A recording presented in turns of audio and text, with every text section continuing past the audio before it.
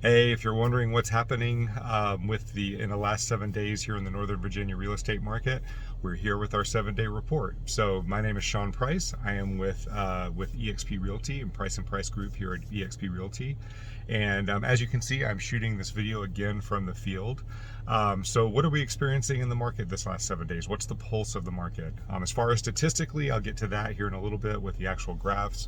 But the pulse of the market seems to be calming down a little bit. Now, it's not, prices are not anywhere near dropping. It's not like properties are starting to sit on the market for too long.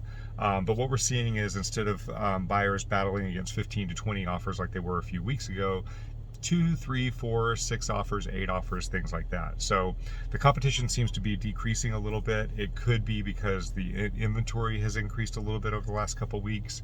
It could be because of interest rates. We really don't know what the actual cause is as to why this is happening.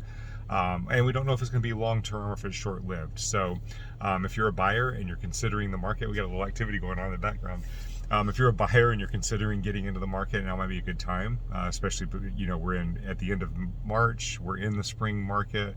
It will typically continue to pick up in activity, both buyer and seller wise. We have a lot of buyers that are going to be coming on the market here mid-May to June when school lets out. So it might be a little bit of an opportunity for you as a buyer to face a little bit less competition. You still have to be prepared to be very strategic with your offers. You still have to understand market value versus appraised value, which I'm about to shoot a completely different video on that.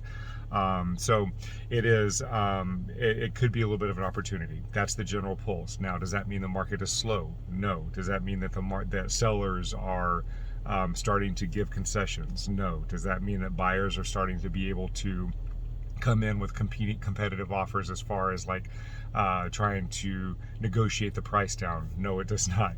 This is still a very strong seller's market. It's just, again, instead of 25 or 15 to 20 competing bids, we've got between 5 and 10 competing bids. So still very competitive, still a very good market for sellers to come in here and try to get a fairly priced house sold at top dollar. And for buyers, this might be a little bit of a window for you to get in with a little bit less competition.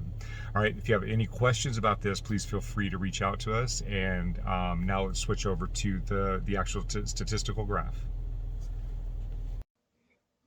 Okay, so graphically, here's what's happened over the last 7 days. You can see the orange line here is our buyer activity indicator, and you can see that in the last 7 days, it had a significant increase, which follows the increase right here on the blue line, which is inventory.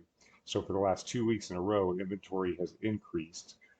So if you follow the trend here, inventory decreased, buyer activity decreased. Inventory increased right here. Buyer activity increased as a response.